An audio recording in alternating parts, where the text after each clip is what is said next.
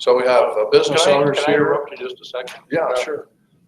This is one of the great ideas that came out of the Senate. I applaud Senator Holdman for this, or the Senate, but It's the only good idea. I didn't say that. But they do have an occasional good idea. Most of you know that the General Assembly over the last probably 6 or 7 years has tried to be more open, and you can now get online and you can watch the proceedings. You can watch everything that goes on in the House, everything that goes on in the Senate. Even the committees are now webcast. And so we have to be a little more careful of what we say. But at the same time, it is a process that opens it up to constituents and makes everything, I think everything literally is available to you that goes on at the General Assembly if you can get online and find it. I think this is a great idea. I've talked to my publicity people and they're putting on the link to this. And if the Senate doesn't do it, I think we'll probably have the House here too. Good, good. That's great. So thank you, Senator Holdman. Well, you're welcome. And this is actually, I'm the only one doing this in the Senate right now. And all the others are watching to see if it's working, because we're going to get on board with it. The only problem is we have to buy more equipment to do this, because these are all Saturday morning events all over the state that go on. And most of us do third house meetings. Some of our colleagues don't do this because they have a very concentrated district, and they can just call those folks or just meet with them every couple of months for a breakfast or something. And so it's not really as much as what we do. We are approaching the halfway point in the House and the Senate. The House is a day ahead of the Senate right now. And our second reading deadline is Monday for bills that originated in the Senate, and third reading deadline is Tuesday. So everything has to be out by midnight Tuesday night. We're running a pretty good clip right now, and I think we're probably going to be done a little bit early on Tuesday. We shouldn't go so late, and hopefully we get done way before midnight Tuesday night. Things are going well. Not a lot of controversy. And I just have to take a moment, and I've warned folks from the news banner I was going to do this, but I got home last night. I had to leave town Thursday night for work, and got back last night at about midnight, and thought I would go right to sleep, but I was so worked up over the headlines in the news banner. It took me a while to get settled down. Senate panel cuts out pre-K funding. That sounds like, and I'm not blaming the news banner because this is an AP story. They just reprinted the AP story. But that sounds, I'm sorry? Is that fake news? It is. That's going to be my point. Okay. For those of you who don't like President Trump's talk about fake news, this is a fake news story. Okay. First of all, the headlines say Senate panel cuts out pre-K funding, which to me, as an ordinary reader, would say we did away with pre-K funding. Is that what you would think? Yes, and what if we like that? You read the article, and it says that we appropriated $3 million for pre-K. The truth of the matter is we allocated $32 million for pre-K. I actually had another reporter call me yesterday when I was in Texas and said, I was at that hearing. I didn't hear anything about $3 million. Do you know where that reporter is getting his numbers? And we don't know where that reporter for the AP got the numbers, but they sent this article out statewide with this information, and this is not true. This is absolutely not true. I talked with News Matter folks already this morning, and it puts them in a tough position because now every story they get from the AP, especially from this reporter, I don't know who this guy is, I haven't seen him before, they have to question whether or not that is actually the story or not, because now he's reported once incorrectly, and so now everything that he does is going to be suspect, or should be suspect in my book.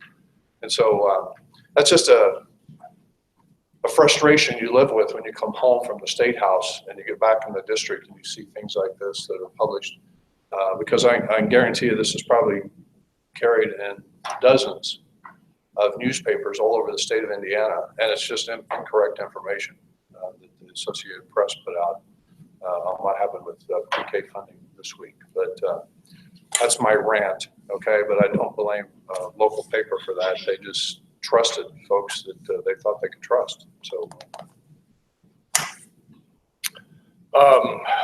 Well, I'm not sure where to go, and I'm sure you have questions out here, but just kind of highlights, I guess. In the House, as Travis said, we're about a day ahead of the Senate, which is typical.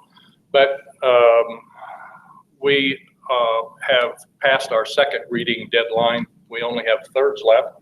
We have a fairly short calendar on Monday of third reading, although one of those bills on third reading is the proposed House budget, and that will take a while to get through. For those of you that don't understand or are not familiar with the budgeting process, the governor typically creates a framework of a budget and sends it to the House, and the House files that as 1001. It's always the same number every year, every 2 years. And then as a member of the Ways and Means Committee and 23 others on the committee, sit down and we actually tear that budget apart and look at each individual item in that budget and make our own proposals. Sometimes it comes back fairly similar to the way the governor proposes it. Sometimes there's major changes in it. And we introduce an amendment to House Bill 1001 in committee. And being in the majority, our majority party budget amendment is typically adopted. So you have House Bill 1001 with the proposed amendment by the majority party. Then as we hear that bill in committee, anybody can offer amendments to it in committee, any of the members. And then it goes to the House floor and is either adopted or rejected on seconds, and it's amended. There was 20, 22, 23 amendments, I think, offered on the House floor on second reading to the governor's budget. Some of them were passed, some of them were not passed. Typical issues like state police were given a significant wage increase in the budget because we found out that we are losing state police officers to local units of government because they're paying them more, and we're losing them to out of state other states because they're paying more. We're hiring them, training them, sending them through our academy, and they're going someplace else. So we felt a need to increase that pay.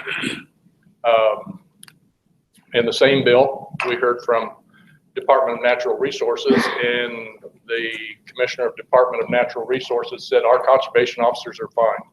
We're not having any problem. And so we didn't give them as big an increase in pay. And we heard a sizable uproar, you might imagine. And so on second reading in the House, we leveled that pay out, and conservation officers in the proposed budget get the same pay increase that state police officers get.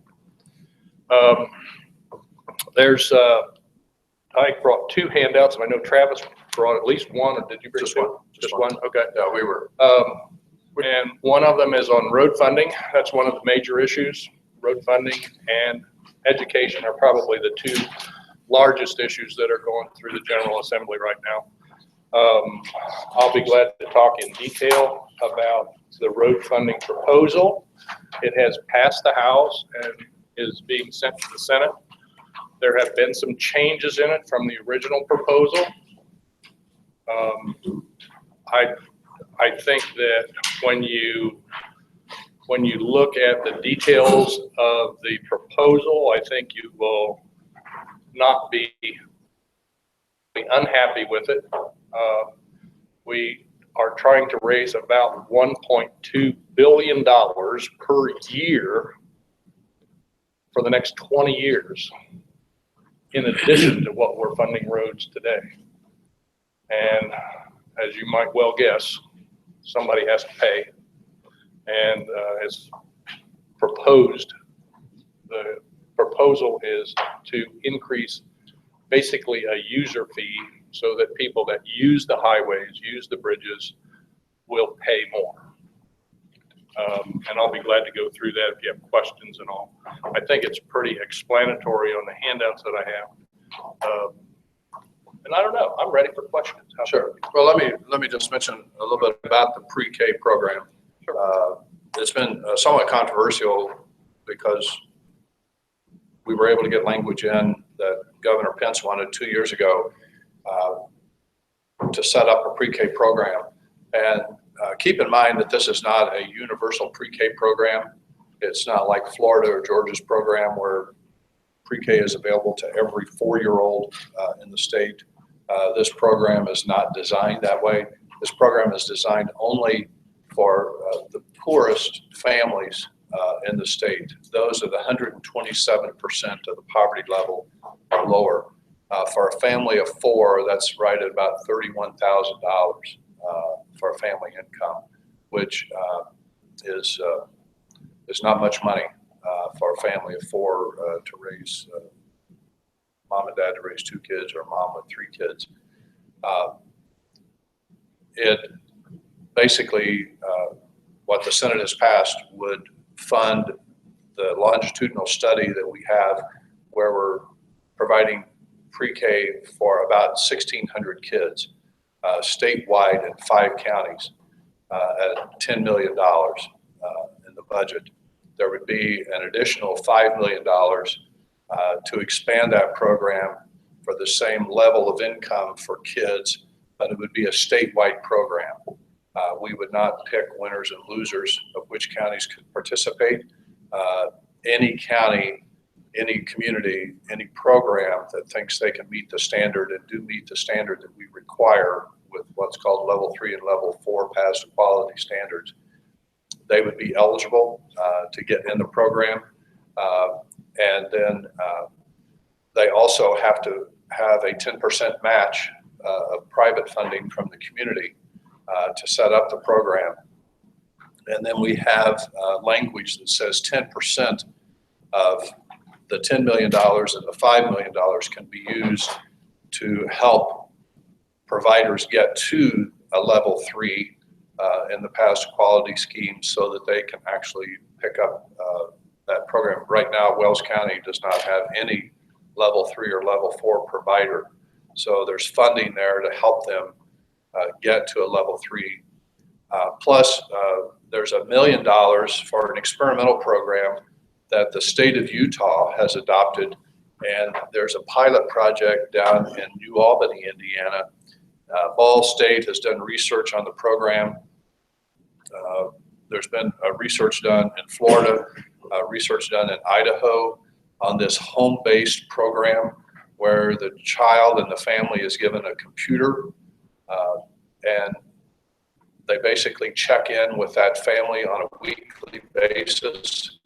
And there's days that the child has to do, the 4-year-old has to do, and they're seeing significant progress in those situations. We don't want to put too much money there because we don't want to take away from current providers that are out there working, but there was enough interest in the Senate to see if this is actually going to work for us. And I think it's actually going to take a couple of years to get this rolled out because we're going to need some kind of an outreach program, and we'll be relying probably on local public schools to help us with that, to get to those families, to get the program rolled out. Folks are saying, so we have a longitudinal study, so why are you trying to expand it already when we haven't gotten to that 5-year mark that we said originally we were going to do? It's because in the first 2 years, we've already seen Purdue is tracking the numbers for us and doing the research for us, Purdue University. And they're saying that just in 2 years, we're already seeing significant improvement with those kids that are in that, what they call a cohort of 127% of poverty level kids that are in this pre-K program that we've set up. We're seeing less behavior problems for those kids. They're performing better than the control group when they get to kindergarten and first grade. And we've seen that at home, mothers, I think it's about a third of the mothers have gone out and gotten a job that weren't previously working. They've increased their hours, and nearly half of them are in some type of job training program to improve their job skills. And so we're trying to expand the program somewhat because we've already seen improvement before we even get to 5 years because it's working. And so that's the reason that we're moving the bill. It doesn't match up with the House version. Their version is much more liberal than what the Senate version is. They want to go to 185% of poverty level. We want to spread that base and just do this for the most poor kids in the state. And we'll get to a point where we arrive at some kind of consensus, I think, and compromise when we get to conference committee, because their bill will come to us and our bill will go to them, and hopefully we'll get there. So just wanted to say that. But questions from folks? Yes, Pamela. Since you're talking pre-K, I guess more of a comment than a question is the home-based learning with the laptops and all Yes. that. You know, what we have found is with our studies of the assessment of children being ready, is the biggest problem isn't that they don't know the letters and numbers and the things that are going to happen on a computer.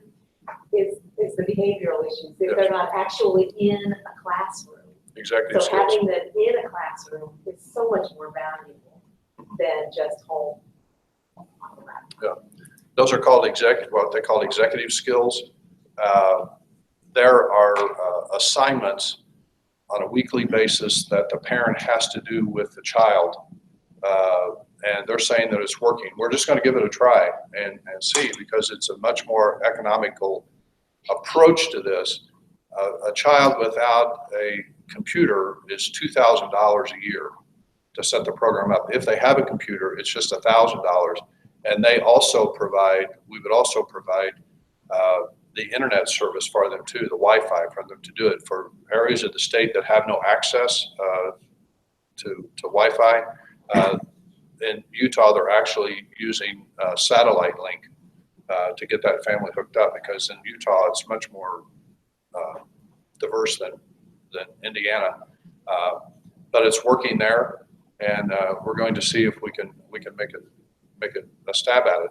We're spending close to $6,000 per student in our pre-K traditional pre-K program, and so this would be a significant smaller amount that we could spread it further if this actually works. So we're willing to give it a try. But I appreciate your comments. Well, I just don't think, there's no substitute for actually being with other children. Well, and I'll confess, I got home last night and my wife said, I don't like this home-based program. So, and she said for the same reasons that you said. Well, she's right. Yeah. The conundrum I have on Ken Ribbon from an Ossian is that I dislike, as a parent, the picture of constantly being willing to remove my children from school, and actually I believe young women feel inadequate because, the school will do that for you. And unfortunately, I do have friends who are from communist countries, and they say things to me like, oh my gosh, we got away from this school from such an early age on, because I have certain values that I'm sure other families don't. And now my children are grown, and I see those same values being taught to their children. Because I preach that they don't put them in pre-K. And I have one who has one in, but she works in the pre-K. I don't like the feeling that people are reneging on their own responsibility of those children by making us, as business owners and citizens, fundies. Now, I hear you. I hear you. But taking responsibility away and saying, those poor children. I did not provide them with a fancy house. I gave them food. I did not provide them with an education. I said, you want it, you pay for it. You're at 18, you're gone. And I feel sometimes that is not encouraged among our young today, to be taught that you get to choose what you want to be. And if you're in a family that chooses this, we'll do what we can. But why are we, I just find it to be a real, like I say, a conundrum. Well, and I understand that, but keep in mind, we're only talking about kids at the very poorest level in our state. And if we don't invest in those kids at this early age, we pay for it later. Because we're finding that those kids, when they get in later years in school, they drop out of school. We find out that they're the referrals to probation because that academic ability and that behavior go hand in hand. My wife tells me stories, you know, she has a difficult child in her class, and over the years teaching first grade, she's had a number of kids that the child is just so unruly. The only thing she can do is call the office and say, come and get the child. We can't take this anymore. We've kind of reached our limit. So it's unfair to the child because the child goes to the office and sits in the office for the rest of the day, and there's no actual educational value to that child just sitting in the office by himself or herself the rest of the day. And to be honest with you, it's probably more himself than herself. Okay, it's mostly the boys. But the rest of that classroom gets robbed of the teacher's time because until they reach the point of the child having to be removed from the class, 25% of her time is spent with one student, and the other 20-some students are basically giving up all of that time. So everybody suffers because of this child that misbehaves. So that misbehavior then affects their academic performance. And so it's just, they're related to each other. We have two educators here that I'm sure would be glad to talk with you, Mrs. Redmond. I was a permanent substitute teacher because I didn't have to put up with that. Oh. And that's why I say I get it, but I don't understand the funding at an earlier age. Sure. And I'll take her and I'll talk to her later. I appreciate it. Other questions? I just want to, you said that you pay $6,000 per kid. It's almost $6,000, like $5,800 is what it's costing the state now. And that's based on a full-time 12-month program for that child in a pre-K program, if it's set up under a daycare model. So The state pays right now $22.75 for any special needs preschool students. right, right. So I hear that 6,000 number, we get $22.75 for just the kids that have special needs. Then we have typical peers who pay $75, $85 a month for that. So Here's a at the youngest age, my point is, it's going to cost $6,000 to do it right if you're going to have people that are going to be educated and trained and want to be in the school. It's substantial. And I know, talking to Pamela, as we think about getting our school to level 3, the funding, according to what I'm hearing, doesn't come until you get to level 3. To get to level 3, you have to meet a lot of criteria. One of the toughest part of the criteria is that people that are providing education for the preschool students. They're going to have some kind of certification. They need to have some training. They're going to need to have some ongoing training. And our pre-K right now that we're having just regular funding barely meets ends, and we're paying our teacher $15 an hour and they $10 an hour to make that happen. So I'm just concerned there's a gap there that kind of leads us on without funding. But when it comes time to fund, those younger kids are more expensive to fund than the older kids because you have to have fewer kids, more adults, and a well-trained adult. And it's a big undertaking, adding preschool. Not that they don't support preschool, but it's a big financial commitment. right. But just keep in mind that $6,000 amount is for a 12-month program also. That would be the max that's being spent. Maybe just one comment, one question about education, and I know that there are other topics, so I don't want to take from that, but we'll kind of have that door open. Just to back you up on that, research says children in poverty will start 2 years behind their peers in kindergarten and first grade.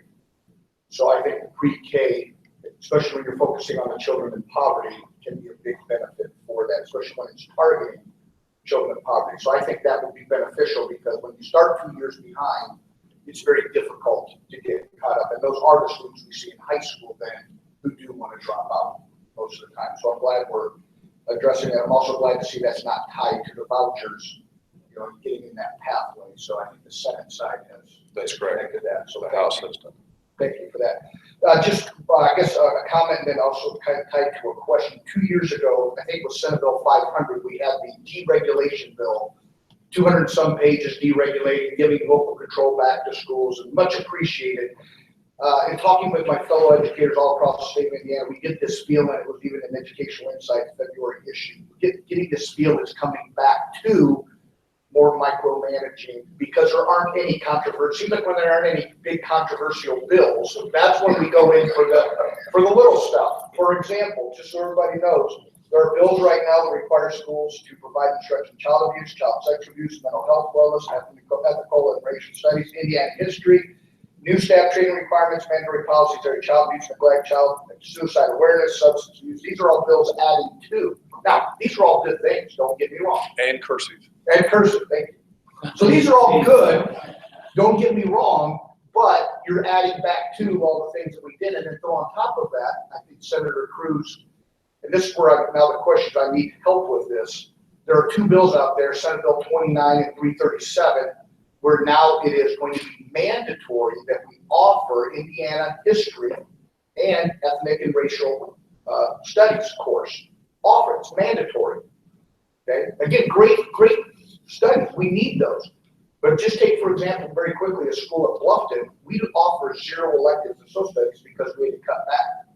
So if I have to mandate those courses, I have to add staff, which I won't.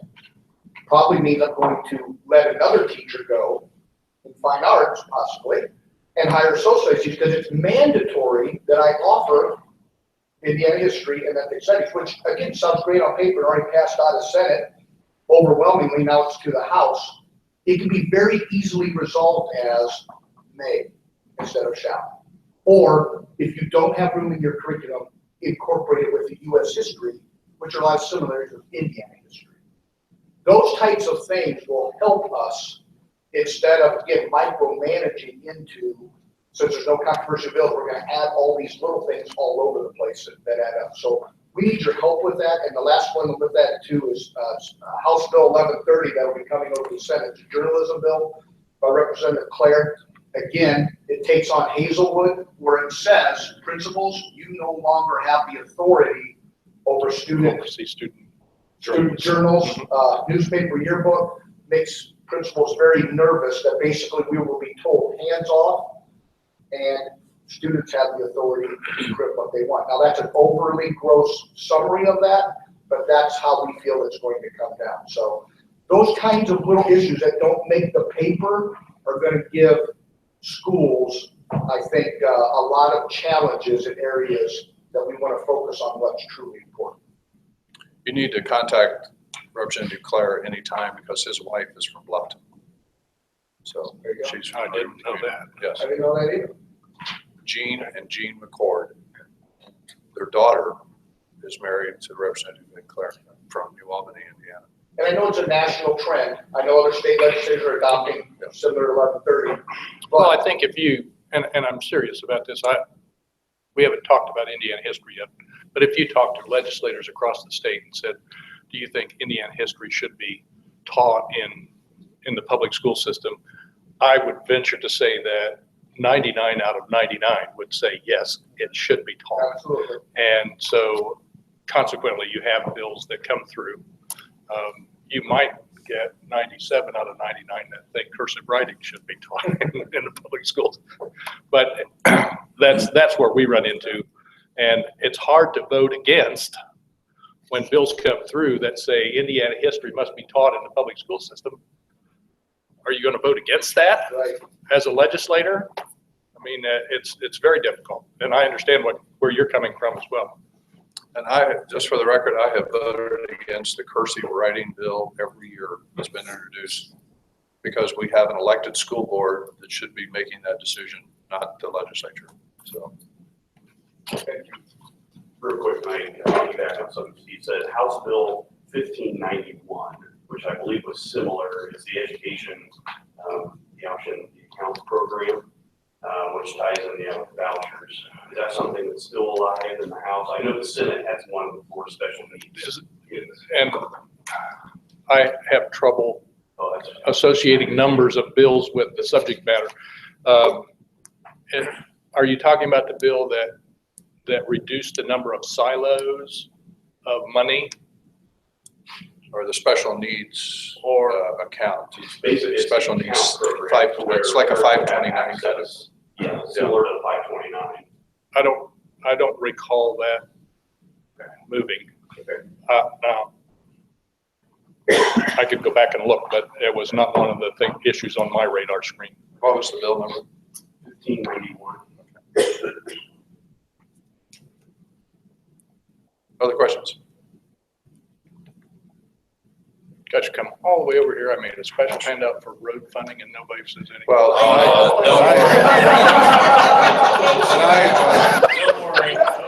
Senate, I just was gonna wait till education. the Senate has an amendment that's going to be tacked on for the infrastructure bill that will be a special tax on pretzels. Where is he? Oh, there he is. It's based on the number of curls you have in the pretzel. So sticks are going to be exempt from tax. No, I'm just kidding.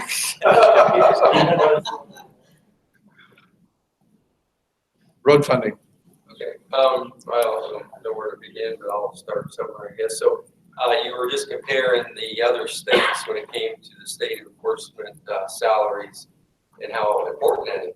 And On state police, yes. Yes, exactly, Yes. exactly. So, but it seems like the House has been very nearsighted when it comes to this road funding bill and the taxing of fuel and how that detrimental that could be to our state petroleum industry when it comes to other states.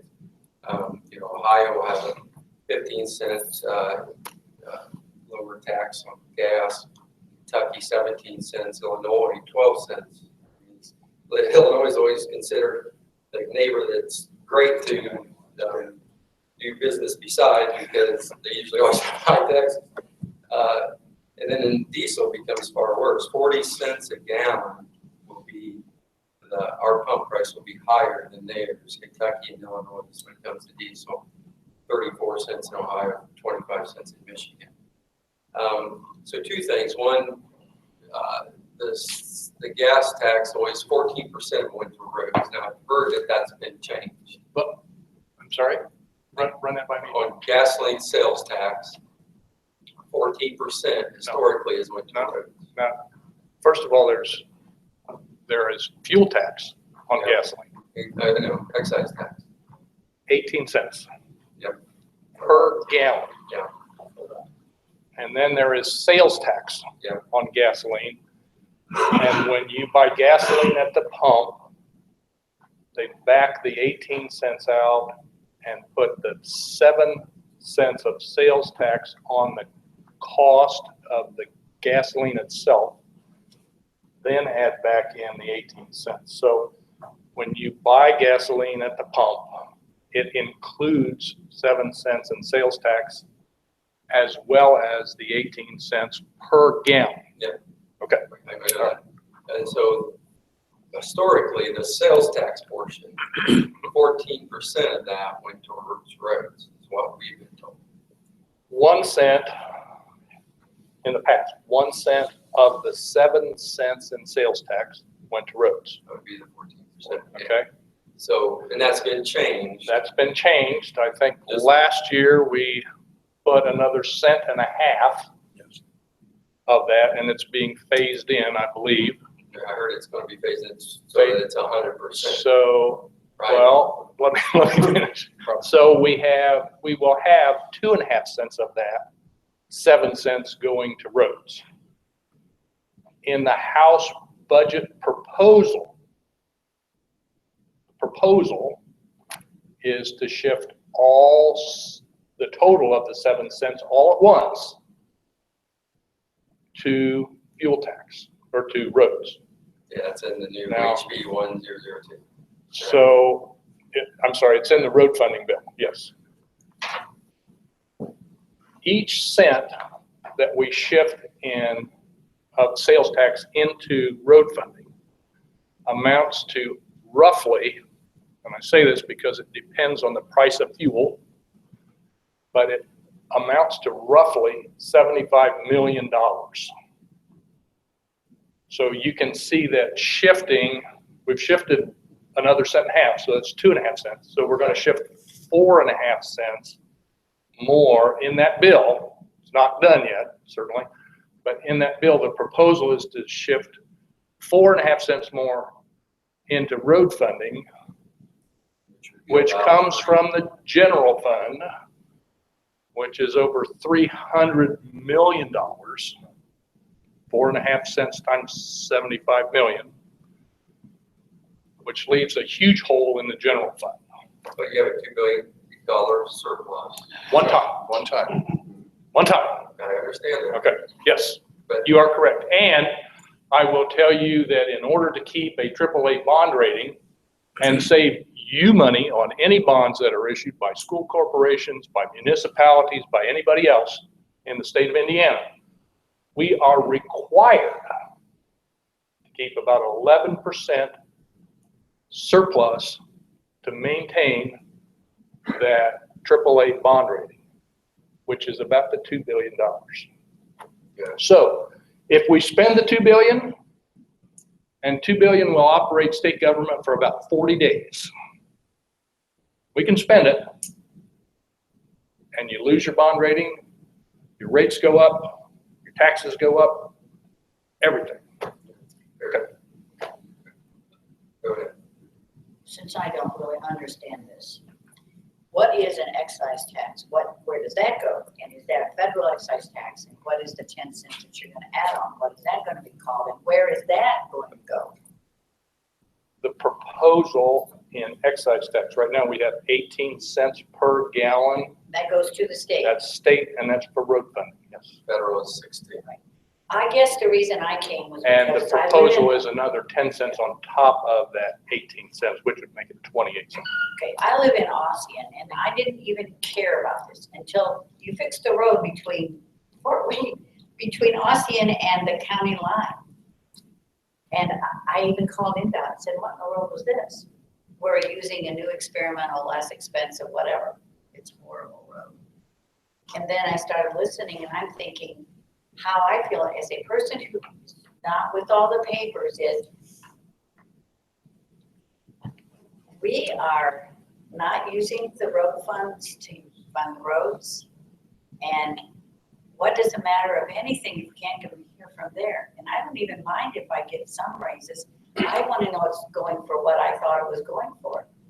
Like in Fort Wayne, they have a 1 cent tax. It goes to for their entertainment stuff. And you're saying to me that we have taxes on gasoline, which you can discriminate and know this came from gasoline, and you aren't using it on our roads. I'm shocked. I've been shocked for, shocked. This is going to change when it goes to the Senate, understand. And what you're talking about are user fees. If it's used, if you buy gasoline that's used on roads, you send the money to roads. And I would say that the argument on the other side, and I try and be very open-minded in these cases, but when you come into my furniture store and pay sales tax on furniture, it doesn't go to furniture production. It goes to the general fund. I'm just saying you're trying to fund roads with more money. And Yes. that's just a person who's not paying, who has not really an understanding of numbers. It seems as though if that is an issue at this time, that is how it should be funded. And what I understand from the bill, you've got a 7-year tie to things and a sunset, looking at it again in 7 years. Those make sense to me. I don't know anything about that. I'm just saying, just listening to people Well, talk. let's not talk about things that aren't involved Right, in this. I'm just saying, There's no sunset in it. There's no 7-year study in it. Thank you. I just thought that, I always thought what we paid on gasoline went to the road, so. A lot of people that's what do. I think. That's correct. And the excise tax does, the sales tax does not. Okay. A portion of that sales tax does, but it makes very little sense in a lot of cases. Do you tax the 7 cents on gasoline, put it in the general fund, and take it out of the general fund and put it back on roads? The bill that, and the proposal coming out of the House says all of that 7 cents sales tax goes to road maintenance. So it sounds like it'll be about 300 million. It's a little over 300 million, correct? So is that being taken into consideration before we? In the budget? In the budget, you mean, or in? In this $1 billion? Oh, yes, that you're sure. trying to get? That's a part of the 300 million is a part of that whole $1.2 billion extra money that is trying to be raised for roads. And that would be a yearly, an ongoing funding source versus taking one time out of the surplus. Got 300 million. That's great. That would be great. So just two more things, and I'll set my piece, I guess. You're not upsetting me. I'm trying to. No, I guess I I try and explain the opposite side of the arguments many times that we face. That's great. I mean, yeah, we got it. Okay. So the next piece is the heavy trucks that do the most damage. Absolutely. Are tax exempt. In our industry, we've always shaken our heads for years. Well, they're not. We're the only state. They're not tax exempt. Sales tax exempt. Sales tax exempt. Sales tax exempt. Yes. So I think we're one of the only states in the whole country that have a system like that, where 90% of the diesel fuel sold in Indiana is sales tax exempt. How can we get around that to where they're paying their fair share as well? I know they pay it on the back end, and that probably needs to be increased. Right. And it is part of the bring bill. it into the front end, right? So even It the is, farmer. the back end's being increased in the bill.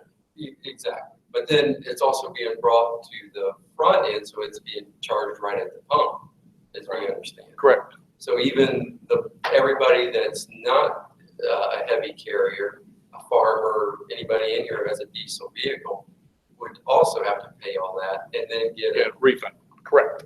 You are burden correct. is on them to get a refund. Yeah. There's a lot of it. We just in our industry, we just shake our heads like, it has to be a better common sense way to do it.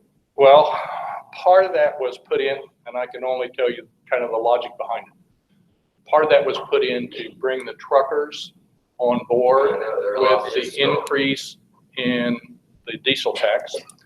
There's also an increase in the fee. They have to buy a sticker, even out-of-state trucks, when they haul through Indiana, have to buy a sticker on the truck. And I think, well, you're taxing me now. I think it's $15 Sounds right. per trailer that they have to pay to haul that trailer through Indiana, which goes to roads, whether they buy fuel or don't buy fuel or whatever. Some of the fear that we face in raising that diesel tax is we have a lot of traffic, for example, on I-70, and a truck can certainly fill up in Ohio and transport completely across Indiana and fill up in Illinois. And so you'll see in House Bill 1002, a study on tolling, the possibility of tolling I-70, the possibility of tolling I-65, which gets back more to a user fee. And people don't like tolls, and I understand that. I don't like tolls either. Better ways to go. But tolls are a direct user fee, and a lot of people really like the idea that if you don't use the road, you don't have to pay for the maintenance on the road. I will tell you that, and we look at what diesel costs and what gasoline costs in surrounding states. That's a very serious consideration. I will tell you that every state, Ohio, Michigan, Illinois, Kentucky, you can go across the country, every state is going to be dealing with what we're dealing with right now in road funding. I agree. Because federal funds. There's a news report out that Ohio is saying that is looking at it strongly. Absolutely. But they also have said, they've sacked the rack tax. They said, we're not gonna raise the fuel tax. So I just got that off the press a couple days ago. The truckers lobby a little harder in Ohio than they do in Indiana because it's more difficult to drive across Ohio without getting. I called my counterparts over at the Ohio Petroleum Partners Association, and I applauded their lobby efforts because I said, can we hire your lobbyists? Because our lobbyists aren't doing that. Many of you will hear terms like, is it taxed at the rack or is it taxed at the pump? And when they refer to the rack, they refer to the wholesale rate versus when it's purchased at the retail rate at the pump. I think one of the issues we have, Trout, is we've got to come up with a solution to find this $1 billion that we need. And Why does the alcohol industry always get a free pass? I mean, they haven't been raised since 1981. And they're taxed to the surrounding states, so they're under taxed. And then, I mean, in year after year after year, it's just like they get a blind eye towards them. And then you guys are looking to really, kind of our industry under the bus and saying, hey, you guys pay the whole 100% of it. And it doesn't matter what the comparison is around the Midwest. We're kind of, I mean, it got passed with these numbers. So in our mind's eye, it's like, you guys don't care that all the other states are going to be kind of huge competitive disadvantage. I would When vote, it comes to petrol. I would vote for a alcohol. tax. Yeah, I would vote for a tax increase on a can of beer tomorrow. Okay? I would not get reelected, I'll tell you that. We in 2 share the years. love. Well, you think? I don't think so. I think the major issue with alcohol is that it doesn't raise very much money.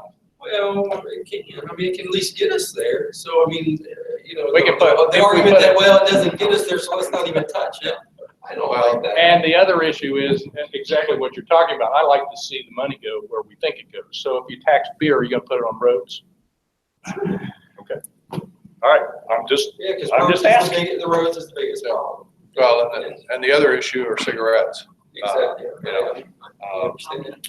And so. And there's a proposal that came through the House, let's see. It's in the budget now, I believe, For $1. for $1 a pack increase on cigarettes. And this is semantics, okay? But $1 a pack tax on cigarettes is going into the Medicaid, which comes out of the general fund, which we took this 4.5 cents out to cover roads, but it's not taxed to be put on roads, it goes to Medicaid. So, Fill the other voids. it's all semantics. But the other problem you have with cigarette tax is it's actually going to start working someday. You know, we tax cigarettes to get people to quit smoking. You get less So- money out of tobacco settlement fund, So that goes down. it's at some point. And there again, they can go across the state line and then you're not getting taxed. Absolutely. We have, you also take into consideration, we have a Native American casino coming on board up in St. Joe County, and they're not going to put Indiana stamps on cigarettes, and so people are gonna be bribing to South Bend to buy cigarettes. That's a scary thing. And it because I cuts our know in gaming Michigan, taxes down. There's Illinois, or there's Indian reservations are big business. Sure. And it's really hurt. Sure. Michigan petroleum marketers, Sure. because they also don't pay Fuel. tax on fuel. Sure. Well, so anyway, just one last thing. So raising the alcohol tax to the average of the other states is $105 million. That's something. And that just puts them in the average to where they're still competitive. I just wanted to point out, Congressman Banks, district director is here, Paul Lagerman. So you can beat up on him after the Oh, I didn't see you come in. federal issues. Good to have you here. Yeah, Chuck. This change gears, would you touch upon redistricting? I know it's still in committee, but are you supportive? And if you are supportive, how have you been supportive? It's diet. wow. Diet. It hasn't moved in the House. Honestly, from We my like for you to be honest. from my perspective, I don't care. If you would simply draw a grid across Indiana it's going to be probably 55% Republican. As long as the districts are somewhat logical, and I would challenge you to look at how the districts were previous to 2010 and how in the House, Senate's pretty close. Yeah. Senate's pretty close. And how they are today, you will see that House districts are pretty logical. There may be, the district that I represent is all of Huntington County, portion of Wells County, and it shoots up a little bit into Allen County to pick up population, because the population for a House district is about 64,000 people. In the Senate, it's about 128. And you can't draw a square and get every House district 64,000 or every Senate district 128,000. It's impossible. When we did the House districts in 2010, there was a margin of error of 3%. I think that's pretty good. The proponents, the Democrat districts, and the Democrats drew districts as well, had a margin of error of plus or minus 9%.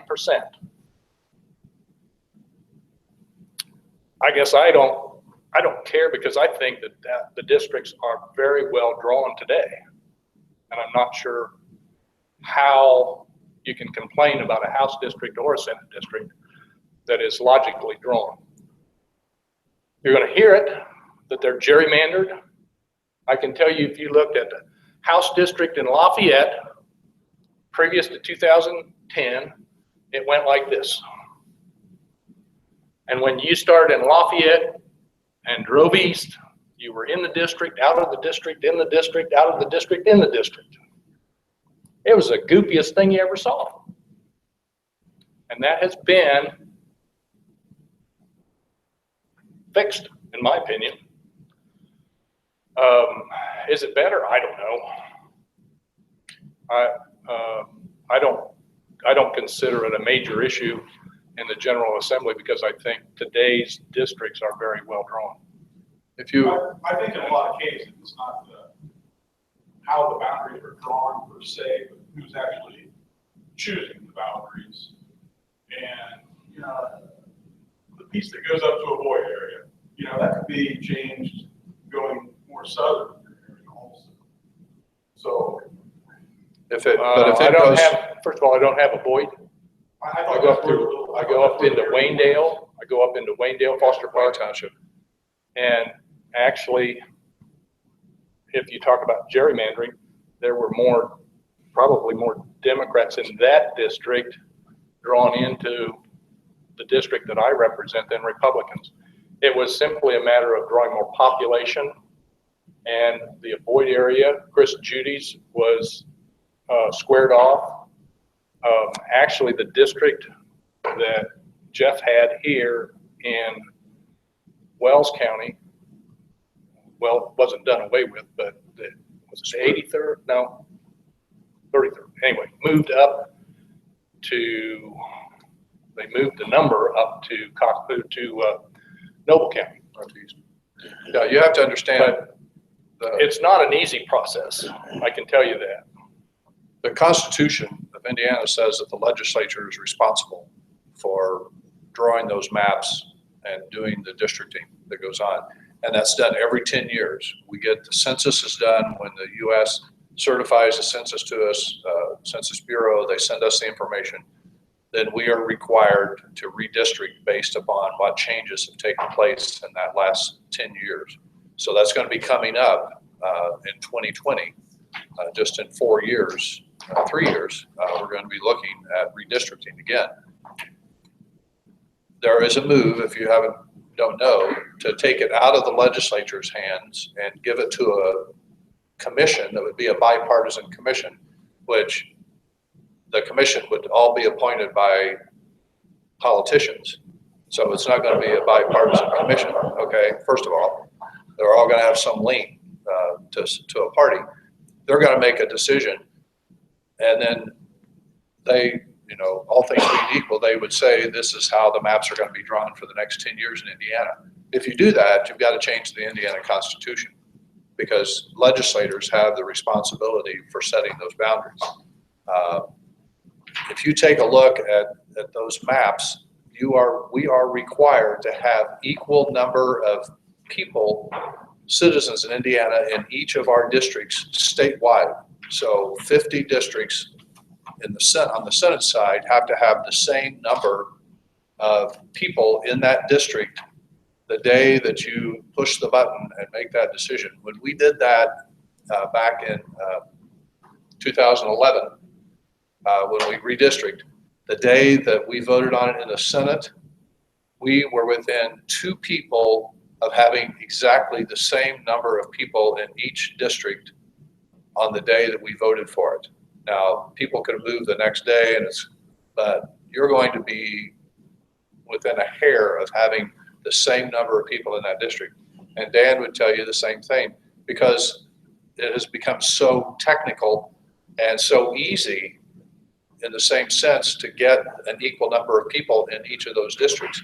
So if you take away his Allen County, then that pushes somebody from Allen County to pick up that section, pushes him to another area, and it's like a balloon. You push it over here, it's going to bulge out over here, because you just have X number, a finite number of people that you have to work with, which is about 6.6 million people in the state of Indiana.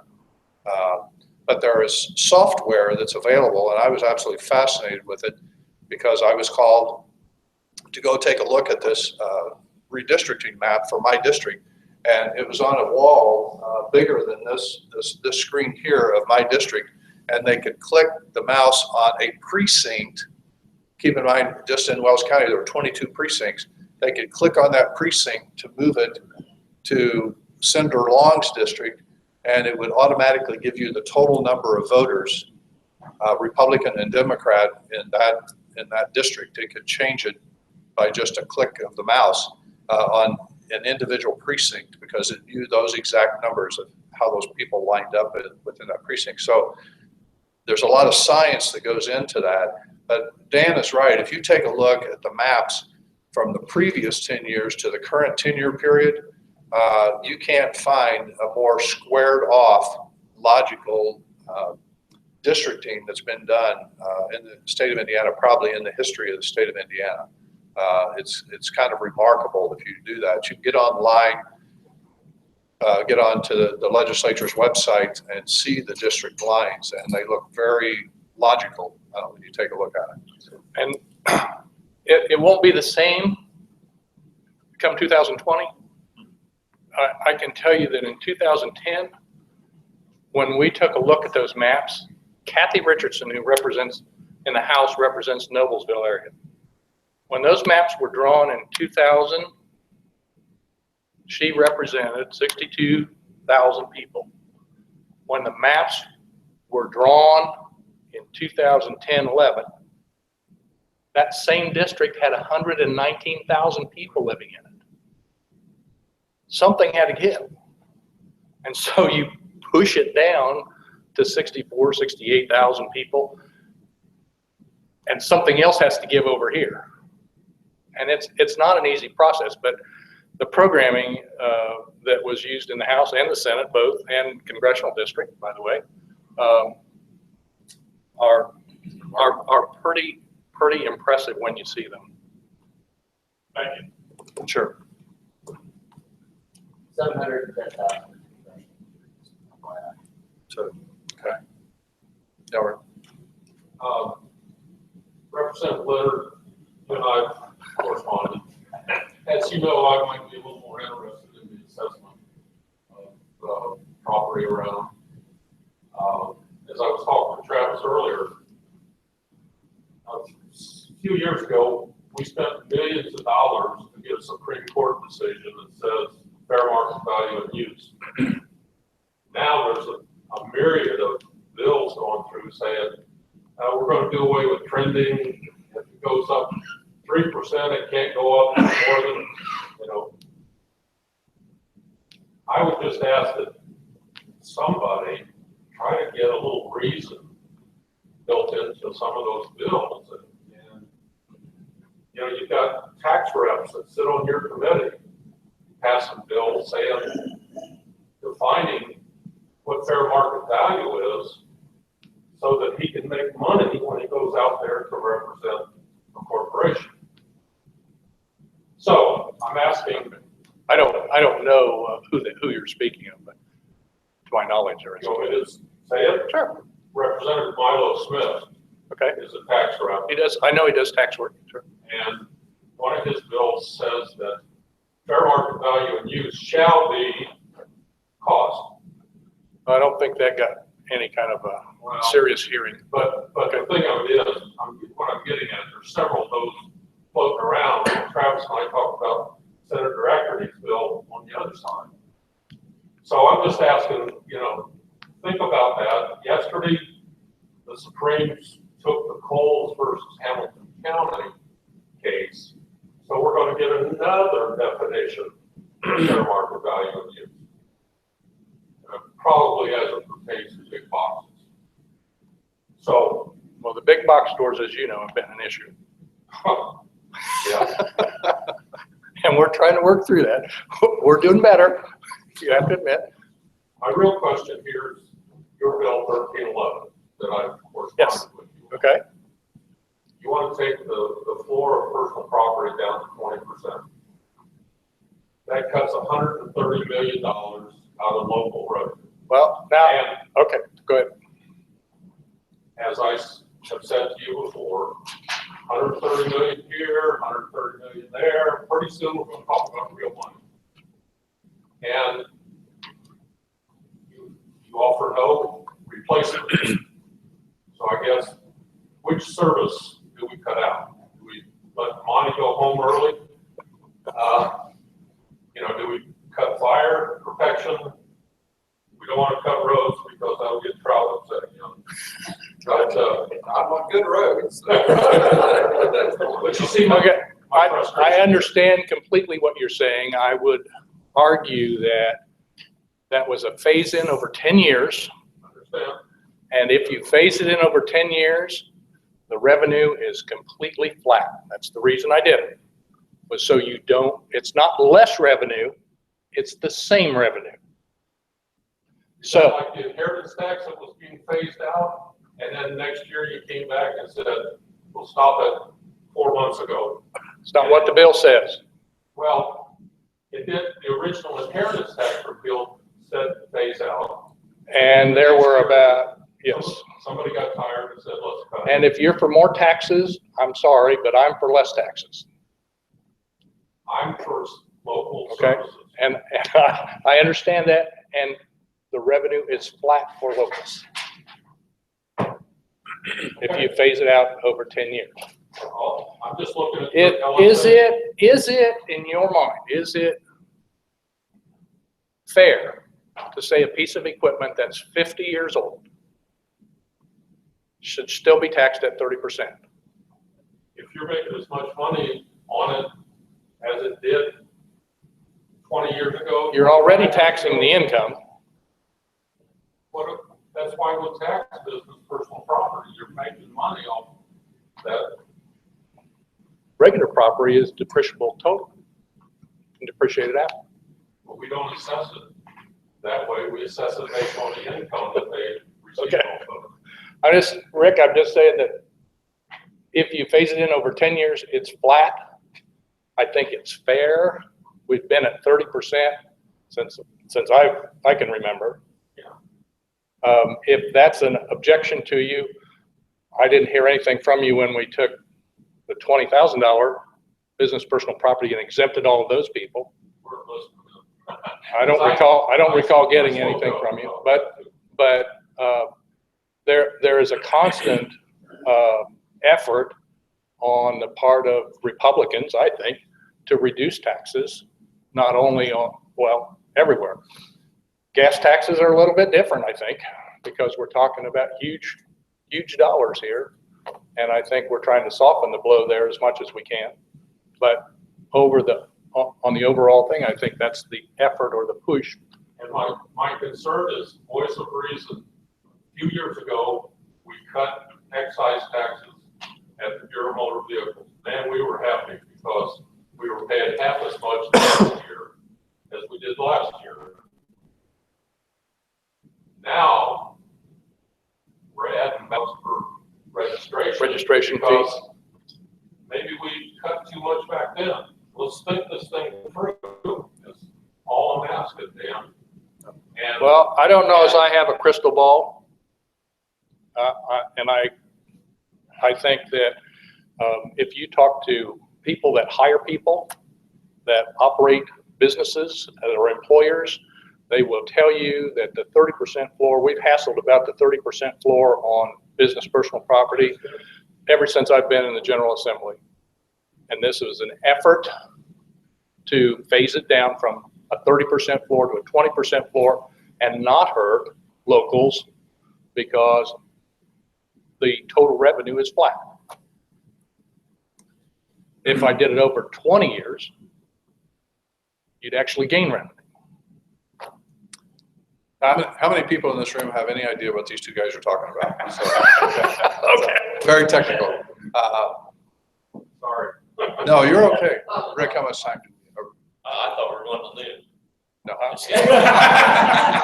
Can I ask one quick question? A lot of bills have been introduced with different counties in introducing a food and beverage tax. Would you support that locally if I'm usually we brought it to you guys? I'm usually the frame of mind that we let local government do local government work, and we give you the ability to do that. And if you want to do that, you take the hits. You basically do what's best for your community. That means if we say you can do a food and beverage tax in Wells County, then we leave it up to Wells County to But make we that have to decision. introduce it through you, or are you willing Today to put you it in place? Today, you have to come to the state and Get our permission. to get do it. permission. Would you introduce something that we could do it for a referendum locally? There, 1096, I already that's did what's it. proposed, Oh, isn't it? did you? I already did it. Statewide? Yeah, it's already proposed. Is it 1096? 1096. Okay. Die. 1096 was a bill that would allow locals to make the decision on whether to add a food and beverage tax. Now, it did not get a hearing, and I can tell you part of the reason was the discussion about county food and beverage tax, municipal food and beverage tax, how large a municipality has to be to put on a food and beverage tax. Do they stack? What some of the things that happen. Statewide, for example, Indianapolis has food and beverage tax, and the donut counties have food and beverage tax. And part of the way we funded the Lucas Oil Stadium was the donut counties put on a 1% food and beverage tax, and they got to keep half of it, and they had to send the other half to the funding of Lucas Oil Stadium. Oh, except one county. Except one county, right? Okay. And so are you going to allow them to stack another county tax on top of that, or a municipal tax? Let's say the city of Greenwood says, gee, I want to put a food and beverage tax on for Greenwood, then. Like Rush County, Rushville. Right. And so I agree with the concept. I think it still needs some refining. The bill was not, I was a co-author of the bill. I didn't file the bill for anybody that wanted to know. But there were a lot of issues. Can you be a municipality of 1,500? Can Murray put on a food and beverage tax? No way, not Murray. Okay, I'm just saying. You Where can't buy do food you or go? beverage in Murray. And the bill did not get a hearing. Okay, and there was another bill. Aaron, what was the other bill you asked me to? One was Food and beverage tax and 1331 tax. The other one, 1096, 1380. what was 1380? Subject matter.